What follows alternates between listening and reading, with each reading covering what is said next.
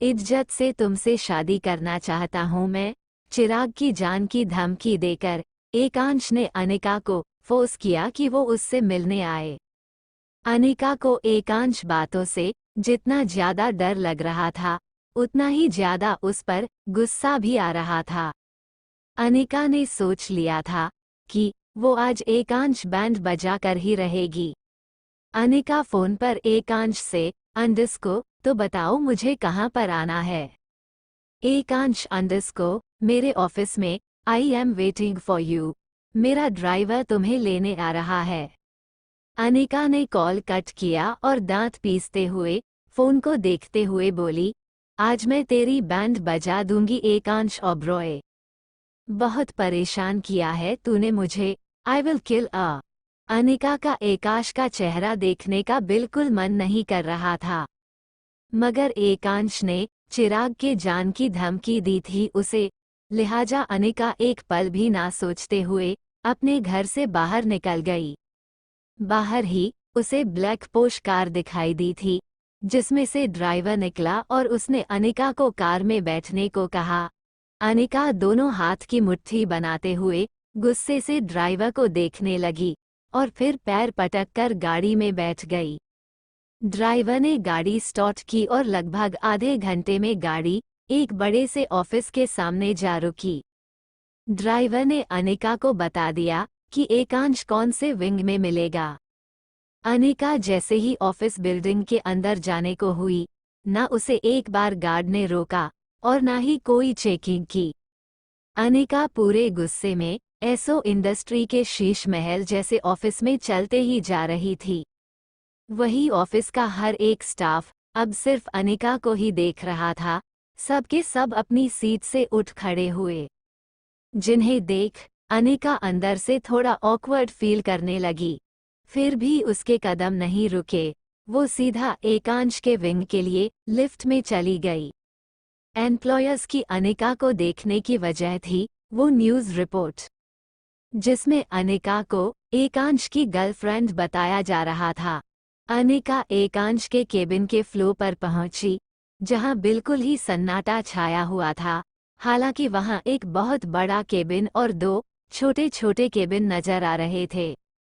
छोटे केबिन में बैठे दो लोगों की नज़र भी अनिका पर पड़ी, लेकिन झट से उन्होंने अनिका से अपनी नज़रें हटा अपने काम में ध्यान देना शुरू कर दिया। अनिका जब अपने सामने ही देखती है तो उसे एकांश के नाम का बोर्ड केबिन के डोर पर नजर आता है। डोर बिल्कुल शीशे का था, मगर अंदर की कोई भी झलक बाहर से नजर नहीं आ रही थी। वही केबिन के अंदर बैठा एकांश केबिन के बाहर खड़ी अनिका को साफ साफ देख लेता है, क्योंकि एकांश के केबिन में एक तरफा दिखने वाला शीशा लगा था। अनिका गुस्से केबिन का दरवाजा खोलती है तो एकांश और तुषार दोनों अनिका की तरफ देखने लगते हैं। तुषार कुछ ही देर पहले एकांश के खून से लथपथ हाथ को देखता है तो उसे डांटते हुए पट्टी करने लगा था, और अभी भी उसका काम जारी ही था। साथ में ऑफिस में एक और काले कोट वाला शख्स बैठा हुआ था, जो दिखने में किसी लॉयर से कम नहीं लग रहा था, और शायद लॉयर ही था। अनिका के अंदर आते ही लॉयर भी अपनी सीट से खड़ा होकर अनिका को देखने लगा। तभी एकांश जो में चेयर पर पूरे रॉब के साथ डेविल स्माइल चेहरे पर लिए अनिका को देख रहा था, उससे बोला, अंडस्को कम इन स्वीट हार्ट। एकांश के मुंह से अनिका के लिए स्वीट हॉट शब्द सुन तुषार की तो मानो आंखों की गोटियां अब बाहर निकलने को आ रही थी। तुषार मन ही मन अंडस्को, इस जल्लाद के मुंह से इतना रोमांटिक शब्द स्वीट हॉट, क्या ये वही ऐसो है जिसने अपनी 27 साल तक लड़कियों को ठीक से देखा भी नहीं? और अब अचानक ही तभी अनिका गुस्से से एकांश के केबिन के अंदर आती है। एकांश के सामने की टेबल पर जोर से अपना हाथ मारते हुए कहती है, अंडस्को ये क्या ड्रामा लगा रखा है तुमने? एकांश के आगे अनिका इस तरीके से पेश आ रही थी, ये बात लॉयर और खुद तुषार को भी हजम नहीं हो रही थी। तुषार इस वक्त एकांश के चेहरे को भांप रहा था। जिसमें बिल्कुल शांत भाव नजर आ रहे थे। एकांश के सामने अगर इतने ओवर वॉइस में कोई बोल जाता तो उसे एकांश अपने पाले जानवरों के पिंजरे में धकेल देता या फिर तुरंत ही अपनी गन से शूट कर देता। लेकिन यहाँ तो उल्टी गंगा बह रही थी। तुषार जो एकांश के चोटिल हाथ में पट्टी कर रहा था, एकांश ने उसे और लॉयर को इशारे से केबिन से बाहर जाने को कह दिया। दोनों तुरंत ही वहां से बाहर निकलता है।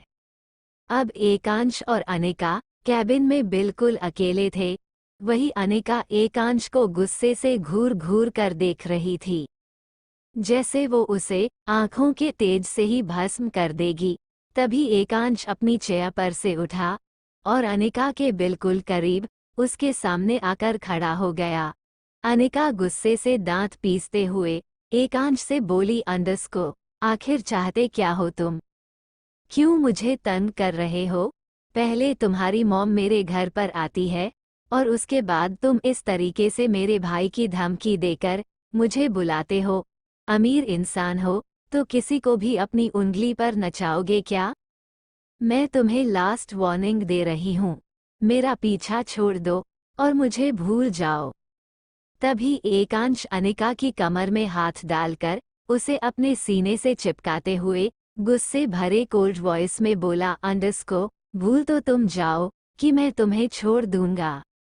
इज्जत से तुमसे शादी करना चाहता हूँ मैं, वरना मैं चाहूँ तो तुम्हें किडनैप करवा कर ऐसी जगह भेज सकता हूँ जहाँ से तुम किसी जन्म में वापस नहीं आ पाओगी और तुम्हें ना चाह कर भी मेरा ही बनकर रहना पड़ेगा।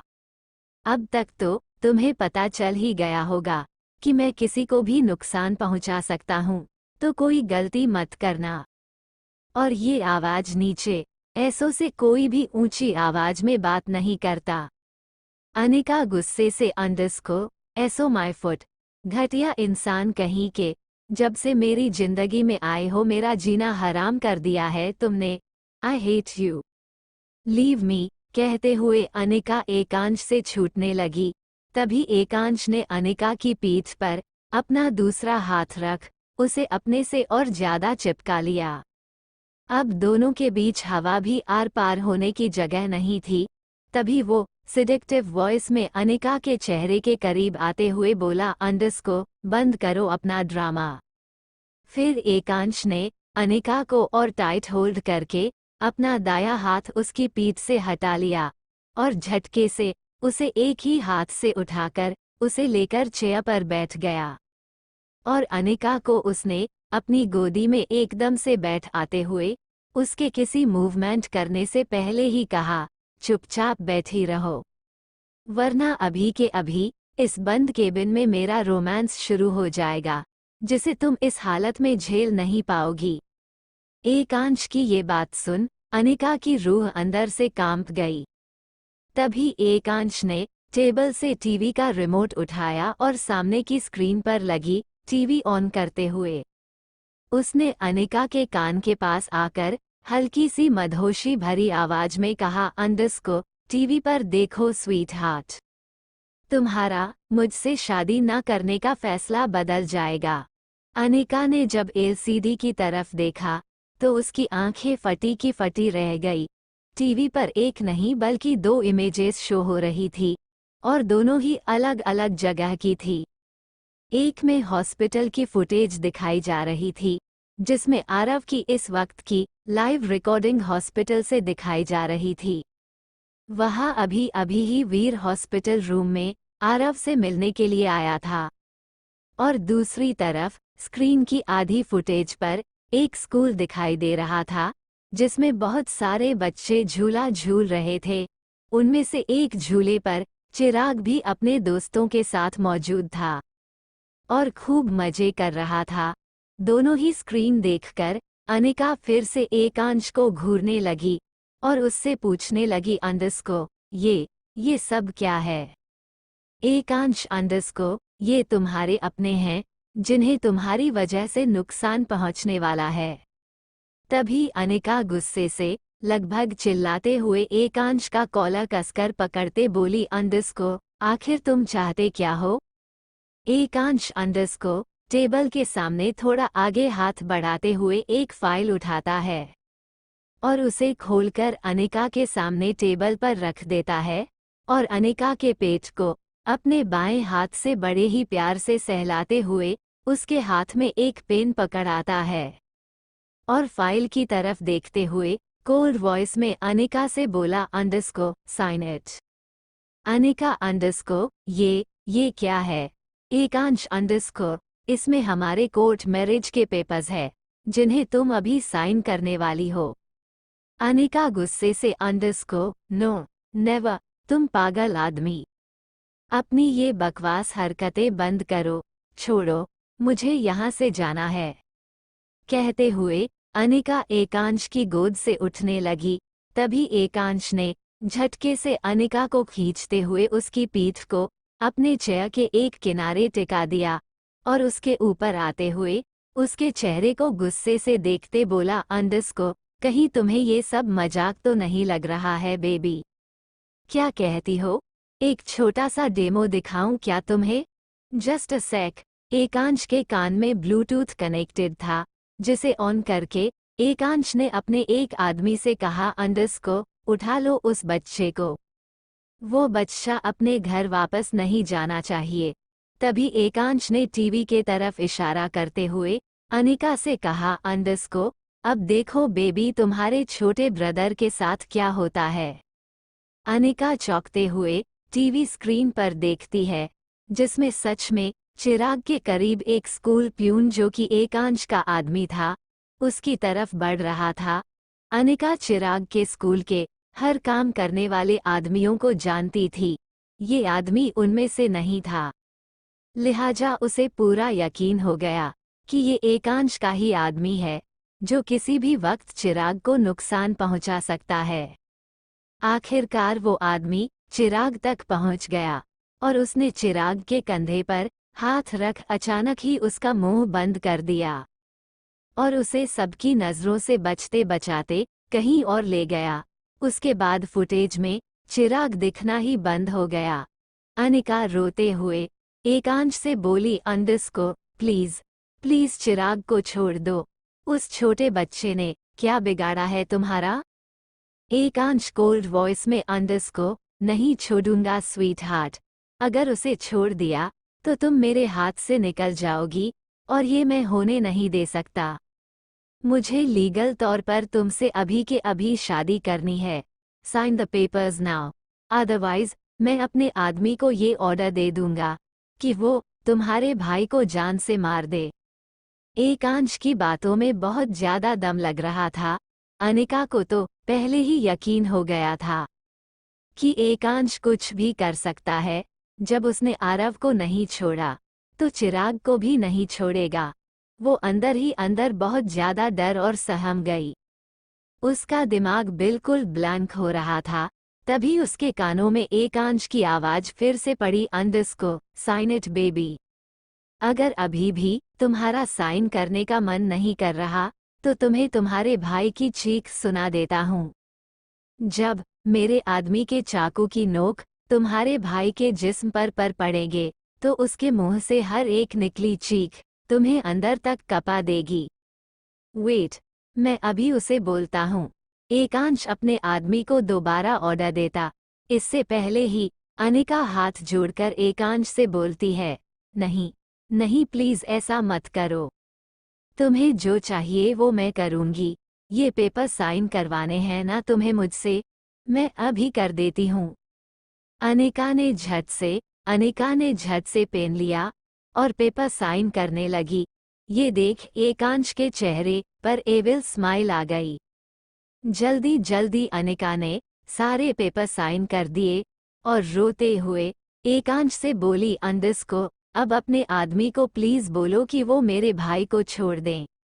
एकांश सारे पेपर्स को एक नज़र देखकर साइड में रख देता है और फिर अनिका के चेहरे को देखकर बोलता है, नो बेबी, डोंट क्राई। अब तुम मेरी वाइफ हो, मेरा तुम पर लीगल हक है। मैं तुम्हें किसी और के लिए रोते नहीं देख सकता, चाहे वो तुम्हारा भाई ही क्यों ना हो। कंग्रेचुलेशंस स्वीट हार्ट, आज से तुम अनिका एकांश सिंह ओबरॉय बन चुकी हो। लेकिन डोंट वरी, तुम्हें लग रहा होगा कि ये तो जबरदस्ती की शादी हुई है। इसीलिए मैंने एक प्लान और सोचा है। अब तुम अपने घर जाओगी और अपनी सो कोल्ड फैमिली से कहोगी कि तुम्हें मेरे साथ यानी एकांश सिंह ओबरॉय के साथ शादी करनी है। एकांश की इस बात पर अनिका हैरत से एकांश को देखने लगी। उसकी सांसें अटक रही थी। वो जोर जोर से वहां चाह रही थी, मगर एकांश का दिया हुआ एक के बाद एक झटका उसके दिमाग में तेजी से घूमने लगा। तभी एकांश ने दोबारा बोलना शुरू किया, अंडरस्को, और अगर तुमने ऐसा नहीं किया तो मुझे कोई फर्क नहीं पड़ने वाला। ये लीगल पेपर्स दिखाकर मैं तुम्हें पूरे हक के साथ तुम्हारे घर से उठाकर ले आऊंगा और तुम और तुम्हारी वो bloody so called joint family कुछ भी नहीं कर पाएगी। Untitled chapter. एकांश के मुंह से कही गई ये बात कि अब अनिका को खुद अपने घर में जाकर ये बताना होगा कि वो एकांश से शादी करना चाहती है, और अगर उसने ऐसा नहीं बताया तो एकांश उसे उसके घर से उठाकर ले आएगा, वो मैरिज पेपर्स दिखाकर जिस पर अभी अभी उसने अनिका ने जबरदस्ती धमकी देकर अनिका से साइन करवाए हैं। ये सुन अनिका के पैरों तले जमीन खिसक गई। वो बिल्कुल सुन्न पड़ गई थी और उसकी नम आंखों से लगातार आंसू बहे जा रहे थे। इस वक्त अनिका एकांश की गिरफ्त में उसकी गोद में बैठी महज एक मोम की गुड़िया की तरह लग रही थी, बिल्कुल बेजान। बस फर्क इतना था कि उसके यहाँ आंखों से आंसू निकल रहे थे, जिसे एकांश ने पोंछते हुए अनिका के गाल पर अपने अंगूठे से हल्का रब करते हुए उसके रोने की वजह से हो गए लाल चेहरे को देखते हुए कहा, अंडरस्को, तुम ऐसे रो नहीं सकती। अरे, आज तो हमारी शादी हुई है लीगली, और तुम्हें इस बात का दुख है। Very bad. अब अपना ये रोना बंद करो, वरना तुम्हारा छोटा भाई जो अभी तक मेरे आदमी के कब्जे में है, मैं उसे कह दूंगा कि फौरन तुम्हारे भाई को दुख, दर्द, तकलीफ देना शुरू कर दें। तभी अनिका गुस्से से एकांश से बोली, अंडरस्को, बहुत घटिया इंसान हो तुम। आज ये सब जो भी तुमने किया है ना, इससे तुम मेरी नज़रों में पूरे तरीके से गिर चुके हो। शादी माय फुट, मैं तुम्हें कभी अपना नहीं मानूंगी, कहकर अनिका झट से एकांश के सीने पर दोनों हाथ मारते हुए उसकी गोद से उठ जाती है और अपनी रोती पनीली लाल आंखों से एकांश को घूरने लगती है। तभी एकांश भी चेयर से उठता है और अपने बाएं हाथ से अनिका के गाल को छूने की कोशिश करता ही है, मगर अनिका झटके से उसके हाथ को खुद से दूर कर देती है और बोलती है, अंडरस्को, मुझे हाथ लगाने की हिम्मत भी मत करना। तुम जो कुछ भी कर रहे हो ना, ये बहुत गलत है। तुम इस तरीके से मेरी जिंदगी के साथ नहीं खेल सकते, कोई हक नहीं है तुम्हें ये सब करने का। एकांश शैतानी मुस्कुराहट के साथ बोला, अंडरस्को, बेबी, अब तो तुम मेरी बीवी हो, तुमने खुद मैरिज पेपर साइन किया है, अब तो मैं तुम्हें पूरे हक के साथ छू सकता हूँ। वेट, पहले मुझे अपनी बीवी के साथ थोड़ा रोमांस करना है, बाकी बातें बाद में करेंगे, कहकर एकांश ने अनिका की कमर में हाथ डालते हुए उसे खुद से हटाया और उसकी गर्दन के पास उसके खुले बाल साइड करते हुए वहां बड़ी ही भावुकता से किस करने लगा। तभी अनिका ने गुस्से से एकांश के सीने पर हाथ रख उसे पीछे करने की पुरजोर कोशिश की, मगर इस बात का शायद एकांश पहले से ही अंदाजा था, इसलिए उसने अनिका को पूरी तैयारी से कसके पकड़ा हुआ था। तभी बिना भाव के चेहरे के साथ एकांश अनिका के कान के पास आकर कोल्ड वॉइस में बोला, अंडरस्को, रॉन्ग मूव बेबी, तुम इतनी भी स्ट्रॉन्ग नहीं हो कि मुझे मेरी मर्जी के बगैर हिला भी सको, और ज्यादा फड़फड़ाओ मत, वरना तुम्हें पता है यहाँ बैठे बैठे मैं तुम्हारे पूरे खानदान को बर्बाद कर सकता हूँ। तुम्हारा वो भाई तो कुछ भी नहीं है। अनिका को इस वक्त एकांश पर बहुत ज्यादा गुस्सा आ रहा था, मगर ये उसकी मजबूरी थी कि वहां उसे खड़े रहना पड़ा। एकांश अनिका की गर्दन को बेतहाशा छूमे जा रहा था। वही अनिका इस वक्त कोई मोमेंट नहीं कर पा रही थी, क्योंकि उसका दिमाग एकांश के किए गए हरकतों की वजह से पहले ही सुन्न हो चुका था। उसे एकांश पर गुस्सा आ रहा था, लेकिन वो गुस्सा भी नहीं उतार सकती था।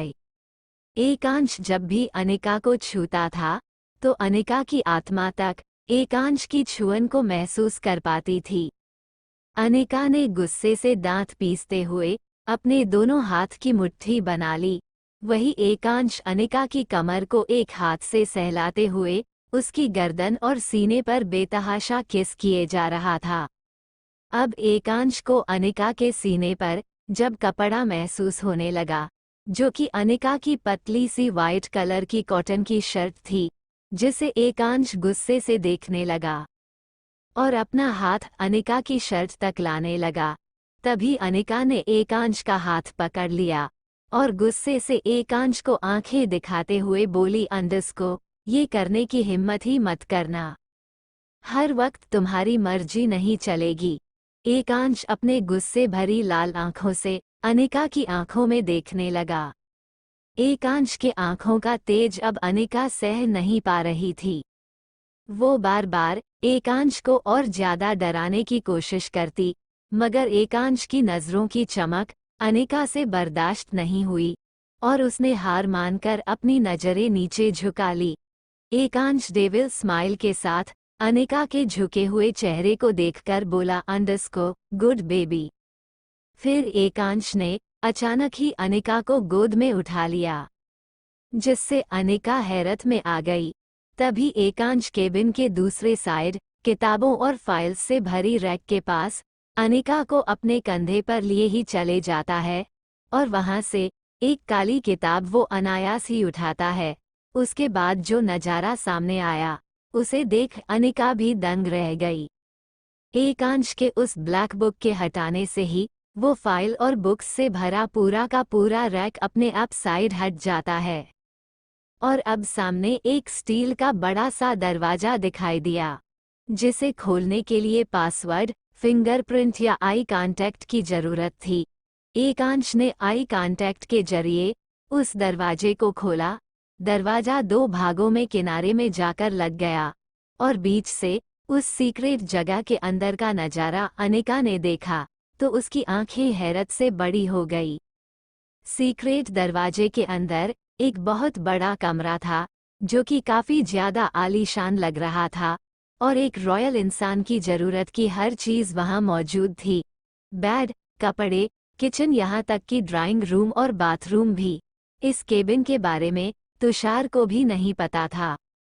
एकांश अनिका को गोद में लिए ही कमरे के अंदर चला गया और अंदर से उसने आई कांटेक्ट के जरिए ही कमरा बंद कर लिया।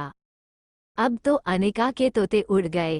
पहले तो वो सिर्फ केबिन से बाहर नहीं निकल पा रही थी, अब ये कौन सी जगह आ गई वो। ये सोचते सोचते अनिका को पता ही नहीं चला कि कब एकांश उसे बेड के पास लाकर बेड पर पटक देता है। बेड पर झटके से गिरने की वजह से अनिका की अचानक ही आह निकल जाती है और वो अपनी कमर पकड़कर गुस्से से एकांश को घूरते हुए बोली, अंडस को यू ब्लडी साइको कही के। इंसान हो या जानवर, कितनी जोर से पटका तुमने मुझे। तभी एकांश अपना कोट उतारते हुए बोलता है, कूल डाउन स्वीट हार्ट। ये दर्द तो कुछ भी नहीं है, मगर ज्यादा लगी हो तो सॉरी। और अचानक ही एकांश भी बढ़कर अनिका के ऊपर आकर खुद गया। अब तो अनिका की चीख ही निकलने वाली थी कि तभी एकांश ने अनिका के होंठों पर अपने होंठ रख दिए, जिससे उसकी चीख उसके मुंह में ही दब कर रह गई। वही एकांश अनिका के चेहरे को एक हाथ से पकड़े दूसरे हाथ से उसकी कमर और सहलाते हुए उसे बेतहाशा किस किए जा रहा था। अब धीरे धीरे उसकी किस इतनी ज्यादा रूड होती जा रही थी कि उसने किस के साथ अनिका के नाजुक होठों को बाइट भी करना शुरू कर दिया, जिससे अनिका दर्द के मारे सिसकियां लेने लगी। मगर एकांश तो मानो अपनी ही जिद पर अड़ा हुआ था। उसने अनिका को एक पल के लिए भी नहीं छोड़ा। ऐसे ही लगभग 20 मिनट हो चुके थे। अब अनिका सहनशीलता खोते जा रही थी, क्योंकि उसे सांस लेने में बहुत ज्यादा तकलीफ हो रही थी। वो बिल्कुल ही ढीली पड़ गई। जब एकांश ने अनिका को इस हालत में देखा तो उसके होठों को धीमे से छोड़ दिया और एक नज़र उसके चेहरे को देखकर खुद भी गहरी सांसें लेते हुए उसकी गर्दन पर अपने होंठ रखकर किस करने लगा। साथ ही एकांश के हाथ अनिका के शर्ट के बटन तक जा रहे थे और धीरे धीरे एकांश ने अनिका शर्ट के सारे बटन खोल दिए। वहीं अनिका पतली सी स्लीव वाली ब्रा में अब एकांश के नीचे दबी हुई। अनिका को एक नज़र दिखता है और सिर्फ वो उसके पेट तक आकर किस करने लगता है, साथ ही उसका बाइट करना भी जारी था। अनिका दर्द से सिसकियां लेते हुए अपने दोनों हाथ की मुट्ठी में बिस्तर भरते हुए अपनी आंखें बंद कर लेती हैं। एकांश अपने काम में बरकरार ही था कि तभी उसके जेब में उसका फोन बजने लगा। एकांश अभी भी रुक नहीं रहा था, लेकिन काफी देर तक फोन की रिंगटोन बजने के बाद एकांश ने अपना फोन जेब से निकाला और कॉल का जवाब दांत पीसते हुए गुस्से से देने लगा। अंडस्को कॉल पर तुषार था, जिसे एकांश ने गुस्से से कहा, अंडस्को क्या है तुषार, हर वक्त मेरे काम के टाइम ही क्यों फोन करते हो तुम? तभी तुषार फोन पर बोलता है, अंडस्को अबे तू पहले ये बता तू कर कौन सा काम रहा है और मिस्टर इंडिया की तरह गायब कहाँ हो गया? तेरे केबिन में आया था मैं, लेकिन तू तो वहाँ था ही नहीं, तुझे बाहर भी जाते नहीं देखा मैंने। तभी एकांश जवाब देता है, तुम्हें मुझसे काम क्या है?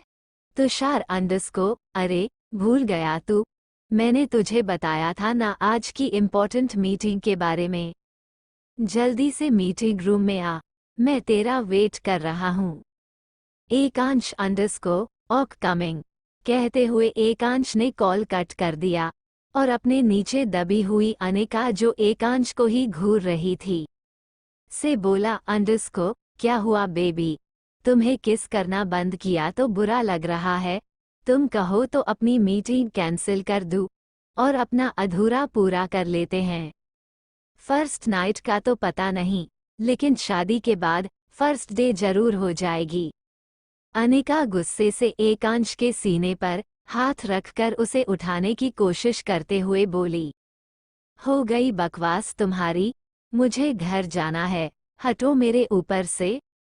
इस बार एकांश खुद ही अनिका के ऊपर से उठ गया और अनिका के कमर को होल्ड करते हुए बेड पर झटके से बैठ आते हुए वापस से उसके शर्ट के बटन लगाना शुरू कर दिया।